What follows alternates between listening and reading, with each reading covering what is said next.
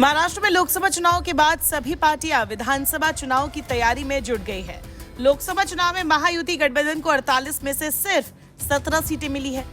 इससे शिंदे गुट, अजित गुट और बीजेपी में खींचतान की अटकलों का बाजार भी गर्म है। इसी बीच अब खबर है कि सीएम एकनाथ शिंदे वाली शिवसेना और डिप्टी सीएम अजित पवार के नेतृत्व वाली एनसीपी आगामी विधानसभा इलेक्शन के लिए पुणे की सीटों को लेकर आमने सामने है। शिवसेना की शहरी यूनिट वडगांव शहरी और हडपसर विधानसभा सीटों पर चुनाव लड़ने के लिए कह रही है। ये सीट इस समय राष्ट्रवादी कांग्रेस पार्टी के पास है। शिंदे सेना पुणे के मुखिया नाना भांगरे ने कहा कि हमने पार्टी नेतृत्व से कहा है कि राज्य में 8 विधानसभा सीटें हैं और इनमें से कम 3 सीटों पर हमें चुनाव लड़ना चाहिए। उन्होंने आगे कहा कि हडपसर, वडगांव शहरी और खडक वासला सीटों पर शिवसेना की अच्छी पकड़ है, इसलिए पार्टी को सीट बंटवारे में ये सीटें मिलनी चाहिए। भांगरे ने कहा कि सीट बंटवारे के तहत कोई भी प्रत्याशी मैदान में उतरे, पार्टी महायुति गठबंधन के उम्मीदवार के लिए ही काम करेगी।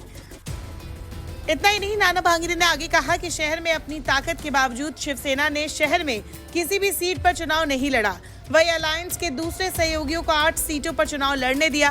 उन्होंने कहा कि इस बार पार्टी को कम से कम 3 सीटों पर चुनाव लड़ना चाहिए।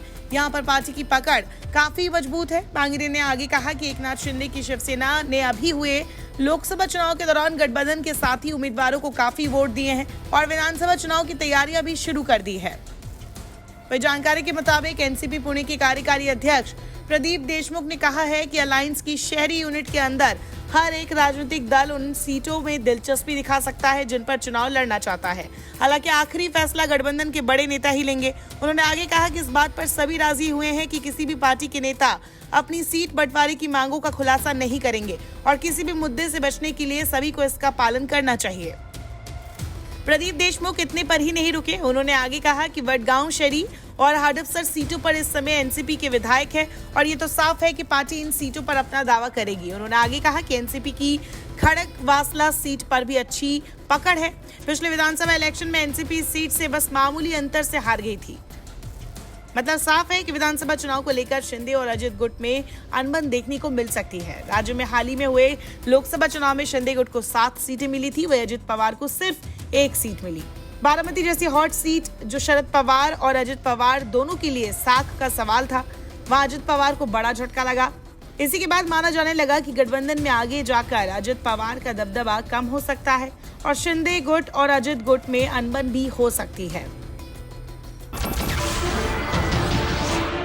नमस्कार, मैं हूं मानक गुप्ता।